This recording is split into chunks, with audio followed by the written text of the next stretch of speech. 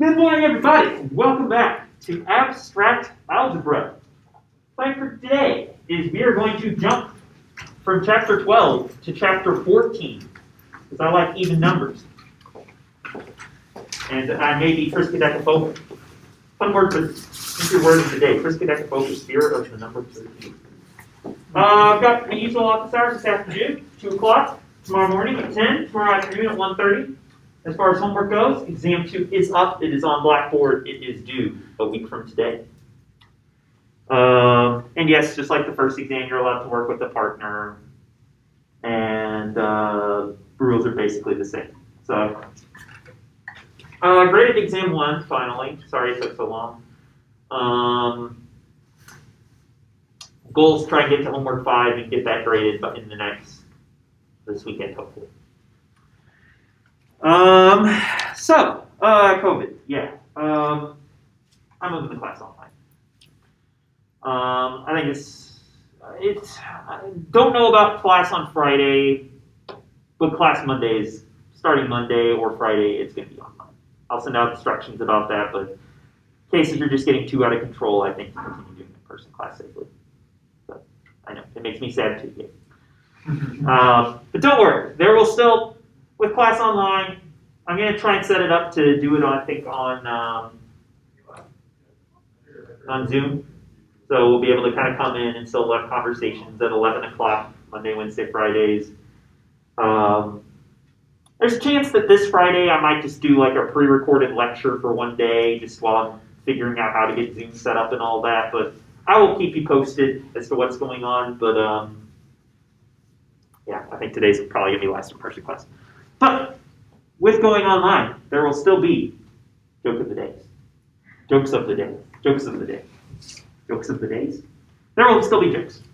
Before I get to today's joke, anybody have any questions or comments? Yes? If you do go on Zoom, will the Zoom classes still be recorded, or is it like... The plan is yes. Okay. That's part of what I need to figure out is I want to make sure there's something recorded because there's at least one person taking this class from 12 time zones away. So even if I go on Zoom, I'm not expecting everybody has to be there, but I'll send out information about all that, and it will be recorded in one way or another, depending on what I get done. Okay. A medical company figures out one day how to package basic knowledge in pill form. Student goes to the pharmacy one day and asks the pharmacy, what kind of pills are available? Pharmacist says, oh, here, I got a pill for you for English literature. Student buys it, swallows the pill, and now has a lot more knowledge about English literature. What else do you have? Asks the student. Also have pills for art, history, biology, and world history, replies the pharmacist. Student takes all 3 of these pills, and now they have new knowledge of all of these subjects. Then the student asks, do you have a pill for math? Pharmacist says, yes, wait just a minute. Goes in the back room, lugs out this enormous pill, drops it on the counter with a thud. Student says, whoa, that's crazy. That's the pill for math? It has to weigh at least like 5-10 pounds.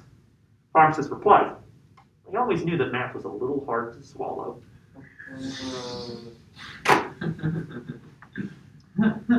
Okay, so today we're going to be talking about Rings 2, Electric Boogaloo. Thanks, Gabe.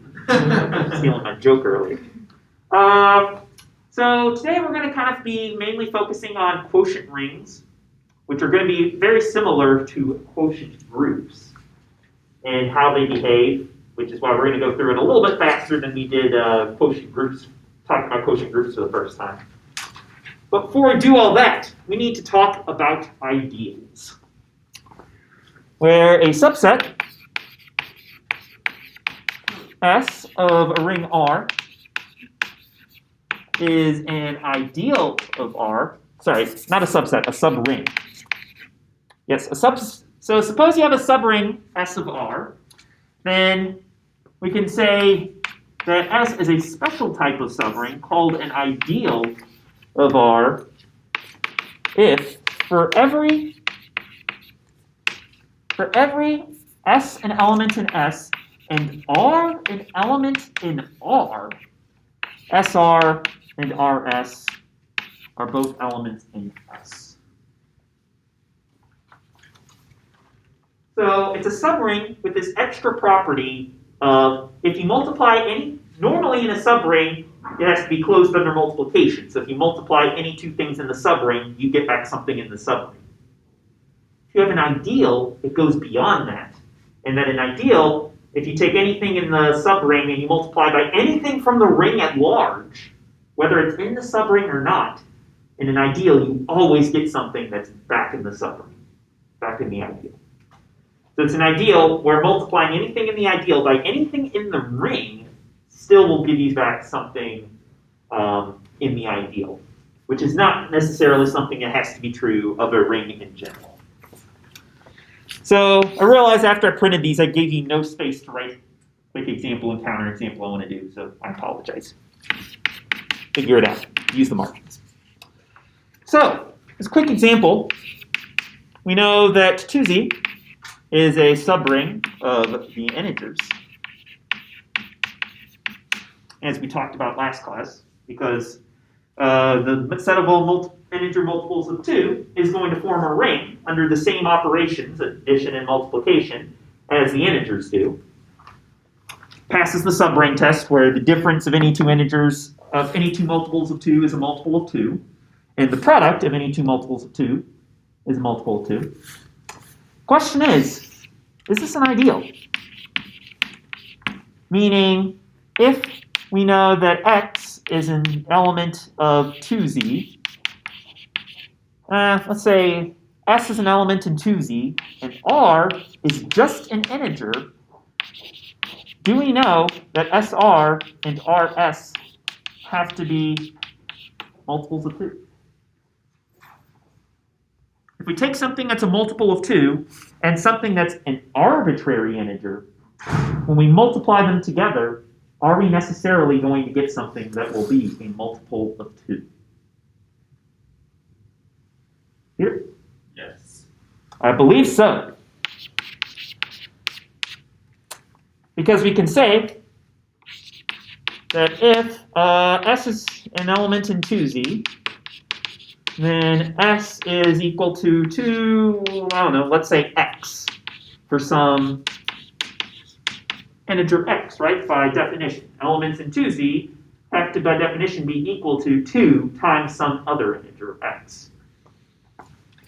And if that's the case, then if we multiply out r times s, we're going to get r times 2x, which is the same as 2 times rx, which, since r and x are integers, is in fact going to be an element in 2z.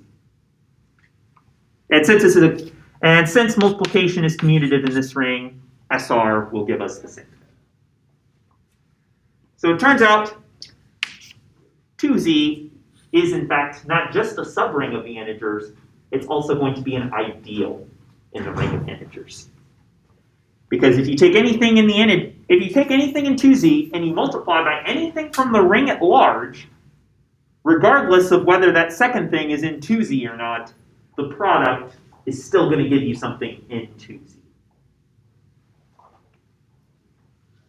Any questions or comments about that?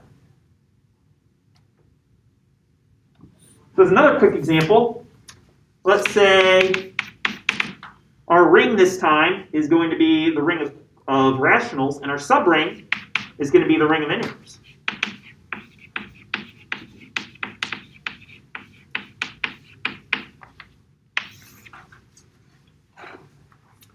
So the integers are going to form a subring of the rationals under addition and usual addition and multiplication. You could just say any rational number is an integer if you can write it in the form x over 1 for some. This is in the integers if a over b is equal to x over 1 for some integer x. Do the integers form an ideal of the rationals? Meaning, if we take an integer and if we multiply that integer by a rational number, is that necessarily going to give us back another integer? As well? No. Give me a counterexample. 1 and 1 over 10 billion. Thanks, Nick. Yes, 1 and 1 over 10 billion would work as a counterexample. I'm going to make that 1 in 100 because I don't want to have to count the zeros. So it turns out Z is not an ideal of Q because, let's say 1 is an integer, and 1 over 100 is certainly a rational number, and 1 times 1 over 100 is not going to be an integer. So here 2Z forms an ideal of Z because given anything in 2Z multiplying by anything in Z, we're always going to end up back in 2Z. But the integers do not form an ideal of the rationals because it's possible to take something in the integers and something in the rationals, the bigger ring, multiply them together and not end up back in the ring of integers.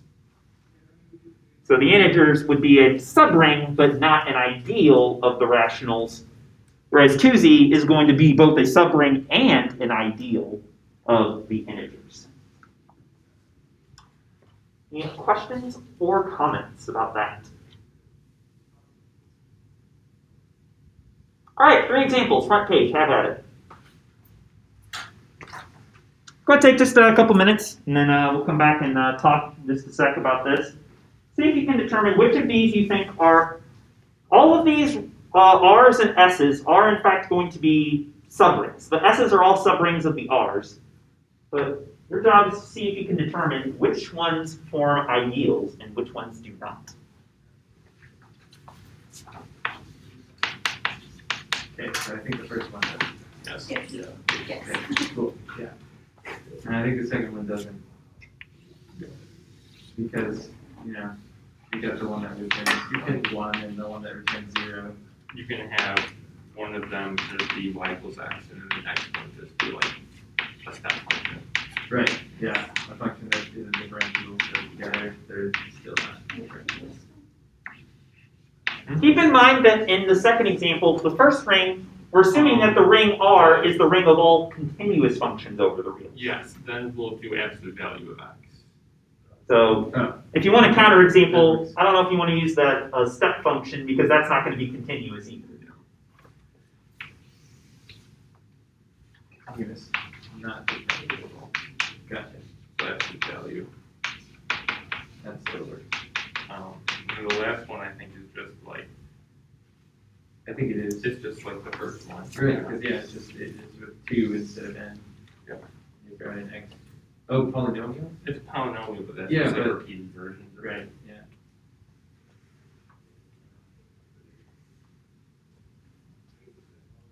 Oh, that's a page.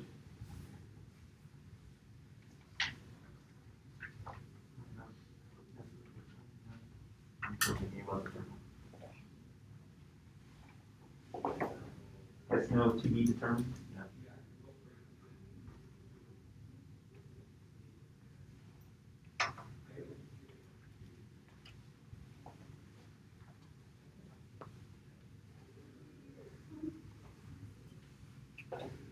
Multiplication between the two like functions means like f of g. Here I'm defining multiplication to just be like pointwise multiplication. So like f of x times g of x is just the function you would just get from taking, like, if you wanted to plug in 3 into that product, you just take f of 3 times g of After 3. 3. Okay, that's perfect. Here, plus g of x equals f times g of x. It's just defined to be f of x times g of x. You could form a ring structure where your multiplication operation is function composition, but that would be a different ring structure.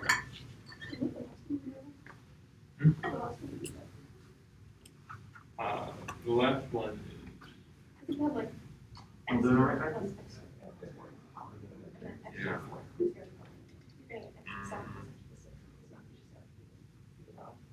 What?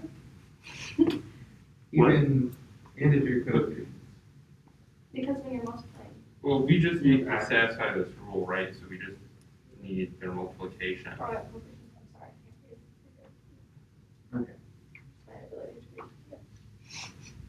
Sydney, didn't we talk about rings in mathematical logic? We did, and it was a very confusing subject that I never quite got. Right. But Yeah. why were they important in that class? I forget. Because you could define rings of crazy stuff like Boolean, like the ring of objects in Boolean logic, and it gets into fun category theory, and it gets very deep and very far, and it confuses me too. Huh. Right. Well, I think you've all kind of taken a look at these. By a show of thumbs up for ideal, thumbs down for not an ideal. Is NZ an ideal in Z? Everybody's pretty happy? Yeah. This one checks out basically by the exact same argument as here, just replace 2 with N. I don't really feel like talking about that one. Nothing special about 2 in that example. If you take a multiple of N and you multiply it by any other integer, you're still going to get an integer that's a multiple of N. How about this one? Our ring is the ring of all continuous functions over the reals, and our subring is the ring of all differentiable functions over the reals, where addition and multiplication are just pointwise, where the sum of 2 functions is what you get if you just add f of x and g of x together, and then the product of 2 functions is what you would get if you just take f of x times g of x. Thoughts on this one? By show of thumbs up, thumbs down. I mean, did you start with the thumbs up and change your vote? I meant thumbs down. I was not paying attention. Uh-huh. I looked over and I saw thumbs up. I looked around the room. I looked back and the thumbs was suddenly down. Okay, why not? Take one of them to be the function of the absolute value of x. It's not differentiable. Okay, so that would be certainly an element in S, but not an element in R. Or blah, blah, blah. An element in R, but not an element in S. And then we can multiply by, let's just say, 1. Okay, g of x is the constant function 1. So that would certainly be in S. This is certainly going to be in R. And you claim that their product is not going to be an element in R? And not an element. Or it's not an in element S. in S? Sorry. For some reason I'm getting R and S backwards in my head. R is continuous, S is differentiable. Yeah, I would agree. F of x is going to give us some element in R, something that's in the ring of all continuous functions, but not in S. G of x equals just the constant function 1 is going to be an element in S, but f of x times g of x, which is just f of x, is not going to be an element in S. So this is not an ideal.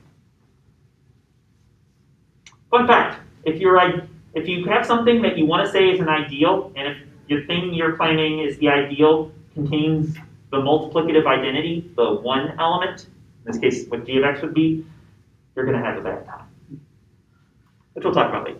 What about this one? Our bigger ring is just the ring of all integer polynomials, and our subring S is the ring of all polynomials whose coefficients are all even. By a show of thumbs up, thumbs down, is this an ideal? 3, 2, 1, go.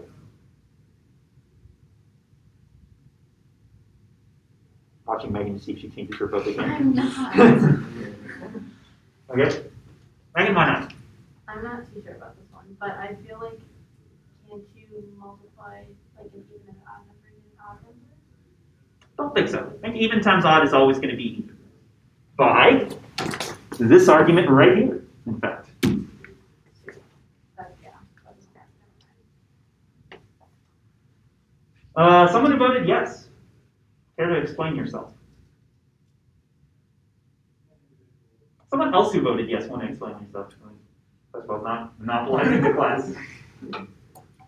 Well, if you take any integer, if you're going to multiply 2 polynomials, you're going to multiply their coefficients and their variables, so you'll end up with always even coefficients. Yeah.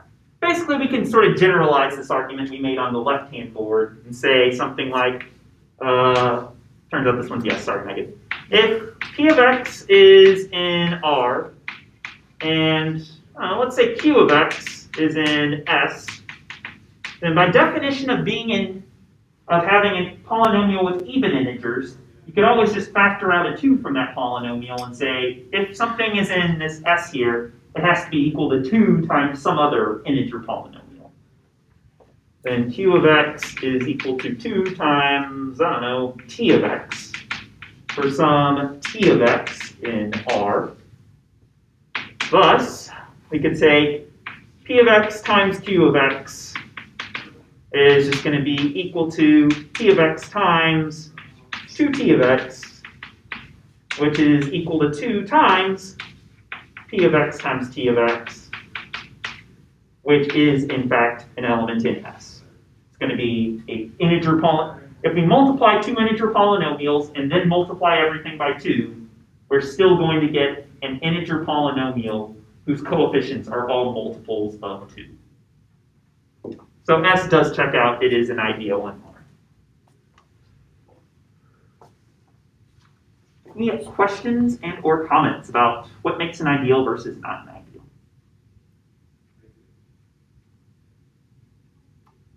So, fun thing about ideals. Here is a SAT level analogy for you. Ideal is to ring as normal subgroup is to group. Oh, shoot, I was going to make that fill in the blank and make you all fill in the blank. Oh, well, whatever. So ideals are for rings basically in the same way that normal subgroups are for groups. And if you remember back, why did we care so much about normal subgroups in group theory without flipping the page and spoiling yourself? Thank you. What was important to us about normal subgroups? We could do something with them that we couldn't do with an arbitrary subgroup. We make quotient groups. And similarly, ideals are going to be things that you can quotient out by and give us quotient rings. Now you can flip the page. So a couple quick comments just on what cosets are and what quotient rings are. So quotient rings basically are going to work the same way quotient groups do. You're just going to be able to do multiplication and addition of cosets, rather than just having a single operation you can do with your cosets. So we're going to denote the cosets for rings a little bit differently than we did for groups. We're going to say that a coset of subring S of R is going to be a set of elements of the form little r plus the subring S, which is going to be of the form little r plus little s. It's a set of all things of the form little r plus little s, where S is allowed to be any element in your subring.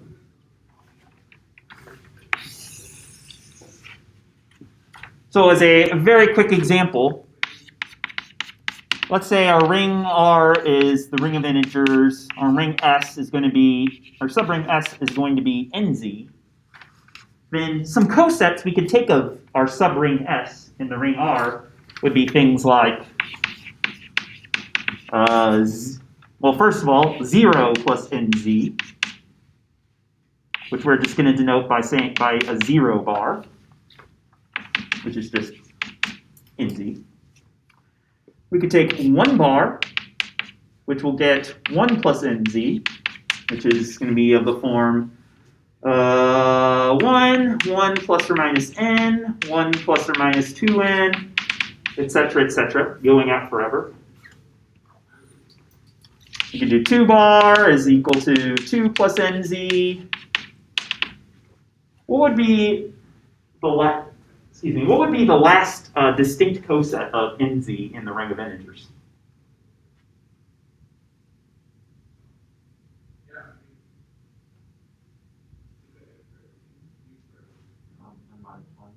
Yeah, it's going to end up with n minus 1.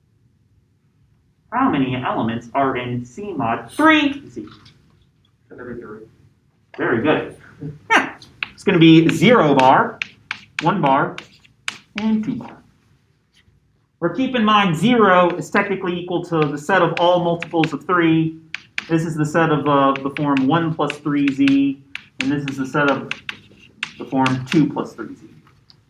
So the 3 elements in our quotient ring are just these 3 cosets, 3z, 3z plus 1, and 3z plus 2, which we can use the shorthand notation 0 bar, 1 bar, and 2 bar to kind of just denote them.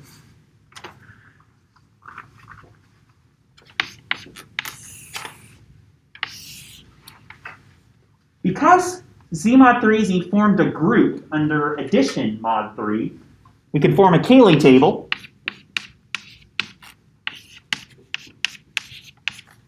And let's see what we find.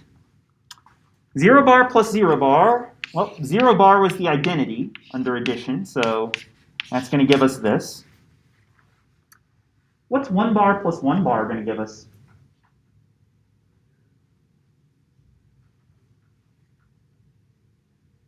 It is indeed. Why? Because if we were to take 1 plus 3z and add it to 1 plus 3z, by definition of how our addition operation works, that should be the same as 1 plus 1, technically mod 3, plus 3z, which is just 2 plus 3z. Or 2 bar, if you will. How about 1 bar plus 2 bar? It is, in fact, a 0 bar. And this is commutative because, as with any ring, our quotient rings under addition are always going to be commutative. Finally, how about 2 bar plus 2 bar? 1 bar. 1 bar. What's necessary in order for there to be exactly 1 element in each row and column? Because as we said, this should form a group. An abelian group, in fact, in order to make Z mod 3Z a quotient ring, so to speak. So now let's do something slightly different. And this is something we didn't do back when we talked about quotient groups. Let's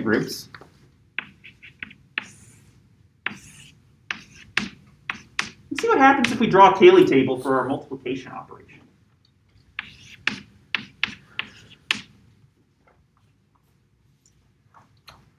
So 0 bar times 0 bar, still going to be 0 bar. What's going to be 0 bar times 1 bar?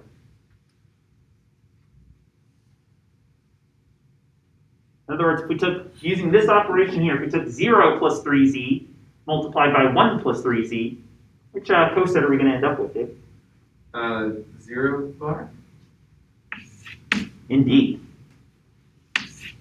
And since the integers are commutative under multiplication, this will be another symmetric Cayley table. So 0 bar times 1 bar will always be the same as 1 bar times 0 bar, that sort of thing. Other Gabe, how about 0 bar times 2 bar? 0 bar. Indeed.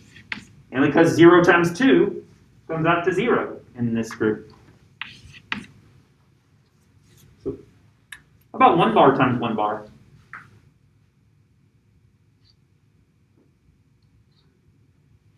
Let's see. 1 bar. 1 bar. 1 bar times 2 bar? The 2 bar. Is indeed. Finally, how about Josh? How about 2 bar times 2 bar?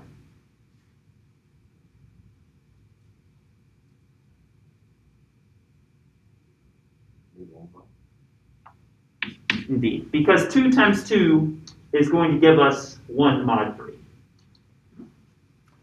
So here's how the multiplication in this quotient ring is going to look like. What's one thing you can tell about Z mod 3Z under multiplication just from looking at the Cayley table? There's one property that this Cayley table, I'll say, lacks under multiplication that that lacks compared to how it behaved under addition, That's going to mean something different about how Z mod 3Z works under multiplication as opposed to addition. Not a group. Not a group? How can you tell? There's zeros, all zeros in the first row. And that's all that you need. And if this was a group, it would have to have one of every element in each row and column, as you all proved in the first homework set of the semester. But this is very much not the case. First row, as well as the first column, don't contain every element exactly once. They're all zeros. That's enough to tell us this is not a group. And kind of goes along with what we found in class last Friday, which was anytime you have a ring, it's not going to form a group under multiplication. Mainly because whatever the zero element is, in this case 0 bar, whatever your additive identity is going to muck things up. Speaking of which, we said Z mod 3Z is a ring. So what's our additive identity?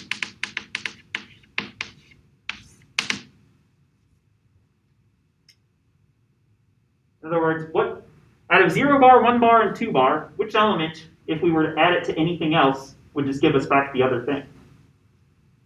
0 bar. Indeed. And that'll be true in general in a quotient ring. The coset, that's the additive identity of your ring, is just going to be the coset corresponding to the 0 element of the original ring. So if 0 is the additive identity in your ring, then in any quotient ring, it's going to be 0 bar. That will be the additive identity. About additive inverses.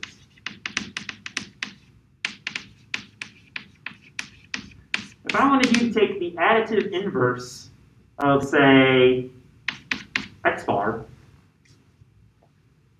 what would that be?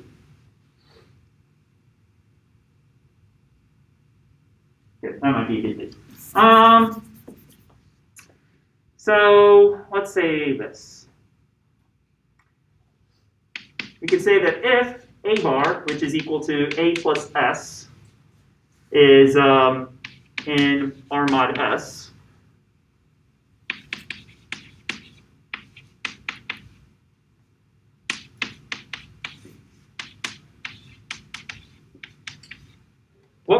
which coset will we need to add to a plus s in order to get to 0 plus s, according to how our addition operation is defined?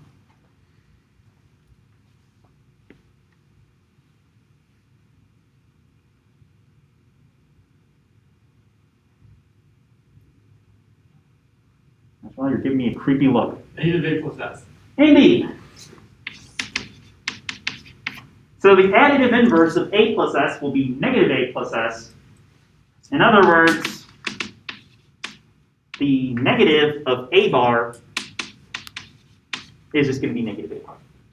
Meaning, to take the additive inverse of any coset in your ring, if your coset's being represented by some element a, just take, instead of having a plus s, just the additive inverse of that would be negative a plus s.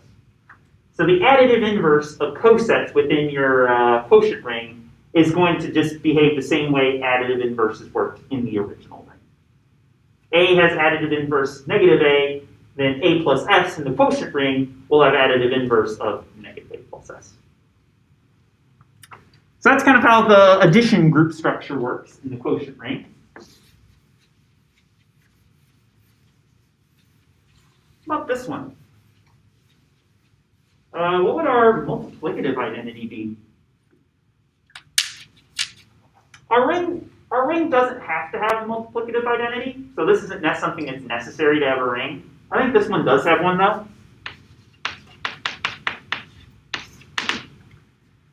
So in this case, looking at our 3 elements, 0 bar, 1 bar, and 2 bar, which one is behaving like an identity element under multiplication?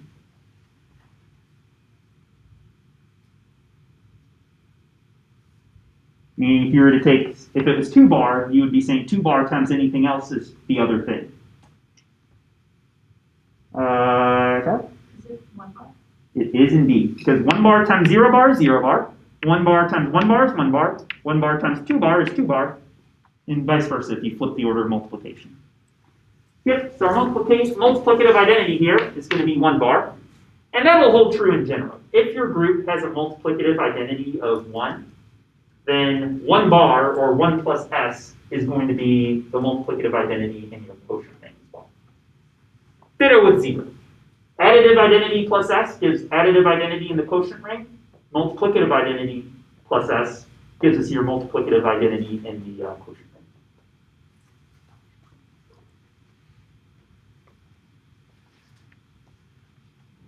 Does every element have a multiplicative inverse? Given any of these 3 things, 0 bar, 1 bar, and 2 bar, is there always something else you can multiply by that'll get you back to 1 bar?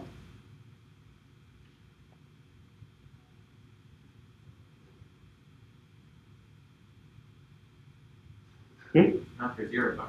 Not for 0 bar, because 0 bar times anything is just 0 bar again. There's no way to take 0 bar times anything and get 1 bar.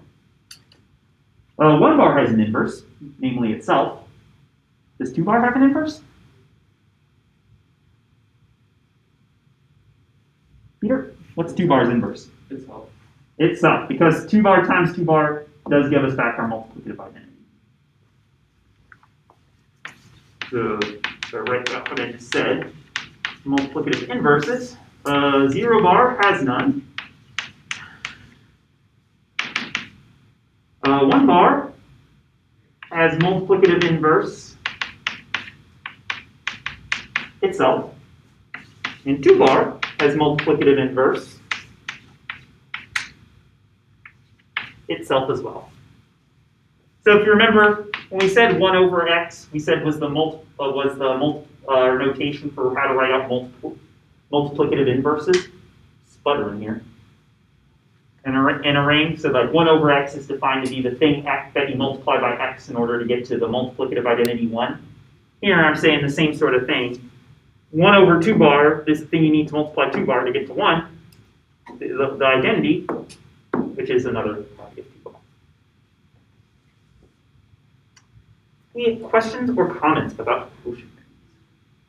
Or this example, I should say. Let's look at another one. So you all decided on the front page that all integer polynomials that are multiples of 2 form an ideal in the ring of all integer polynomials. So let's take a look at this ring, where I take the ring of all integer polynomials and mod out by the integer polynomials that are multiples of 2. Z of x mod 2z of x, in other words. So here, our ring, again, is just all integer polynomials. Our subring / ideal is the ones that are multiples of 2. I'm going to take 3 different polynomials in this R. Let's say our p of x is x plus 3x squared. Q of x is going to be 3x minus 2x squared. And let's say s of x is 7x, just for funsies.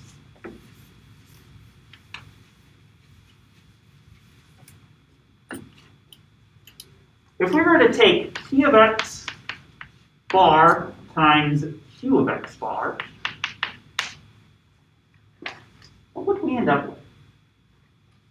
So if we were to take x plus 3x squared plus 2z of x, so here we're adding s, and if we were to multiply this by the coset we would get if we took, what am I multiplying? Q of x by q of x, 3x minus 2x squared plus 2z of x.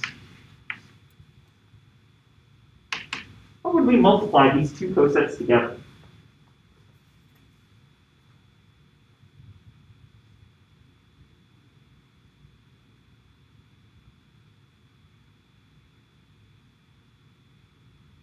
You don't have to give me an exact answers to what happens when we multiply these together, but what general process would we have to go through if we wanted to multiply these 2 cosets? Peter? Would be x plus 3x squared times 3x minus 2x squared, plus the 2dx. Yeah, that's exactly it. We get the coset found by multiplying x plus 3x squared times 3x minus 2x squared. All plus 2z of x. Which, if we multiplied out, we would get, a 3x squared plus a 9x cubed minus a 2x cubed minus a 6x to the 4th. Does that look right? Did I FOIL that correctly?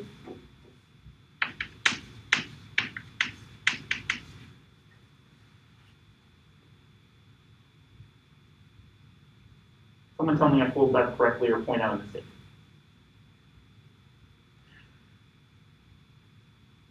As long as kind of doing this bobblehead thing. 3x times x is 3x squared. X minus 2x squared is a minus 2x cubed. 3x squared times 3x is 9x cubed. 3x squared minus 2x squared is minus 6x squared. Yeah. Which, when we simplify, I do believe is going to give us, I think it's going to give us x cubed plus x squared.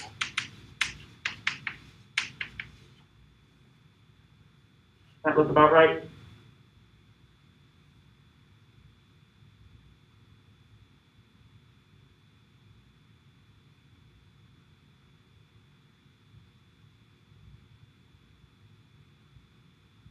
I have to verse 1 2 thirds because that's why I'm making this thing.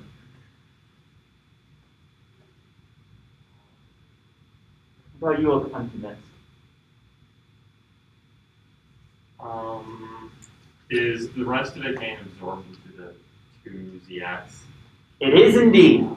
I tricked you. Yeah, these are actually equal, but not obviously so. So let's actually write that up why that is really quick.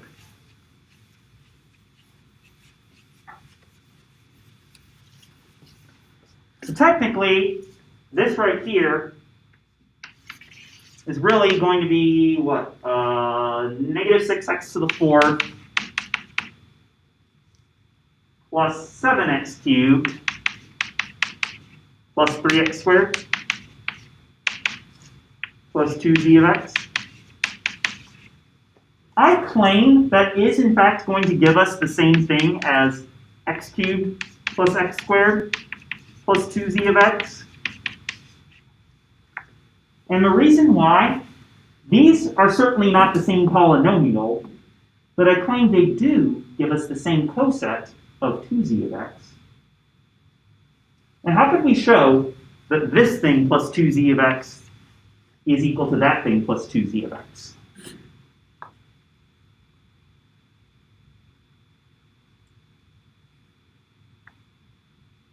I claim that these two cosets are equal. That's why you said something about something being absorbed, which I think might be relevant here.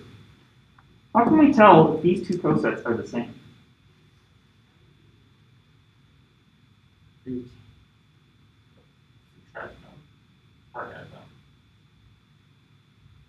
Which one? Let's subtract. I like it. Yeah, if we subtract, we could say that since negative x to the 4th plus 7x cubed plus 3x squared, if we were to subtract x cubed plus x squared from that, we would get negative 6x to the 4th, 7 minus 1 is plus 6x cubed, 3 minus 1 is 2, so plus a 2x squared. Turns out that because their difference is in our ideal 2z of x, because this is a integer polynomial where all the coefficients are multiples of 2, specifically, that's going to tell us that since the difference of these two polynomials is in the ideal, those two polynomials are going to generate the same ideal. If we were to write that out in general, I didn't write this as a theorem because I wanted to see what observations you all would make here. We could say that in general, A plus S is going to be equal to B plus S if and only if A minus B is an element in S. We had something similar for groups. We could say two cosets in group theory are the same if and only if A times B inverse is an element in S. It's basically the same theorem here. It's just that our cosets are being defined by addition in this case. So A plus S is equal to B plus S if and only if the difference of the two things is an S. And in this case, these two cosets of 2z of x are going to be equal because if you subtract one of these from the other, it doesn't matter which one you started with, but if you subtract one from the other, you're gonna end up with something in 2z of x. Depending on the order you subtracted, you either get this polynomial or it's negative. Either way, both of those are going to be in our ideal. So they generate the same coset. I feel like I had another point I wanted to make. Oh, no, that was the point I wanted to make. Why did I define an S for that? I don't know.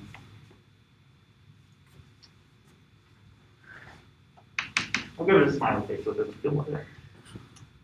So in general, cosets in ring theory and quotient rings are going to behave very similarly to how they do in groups.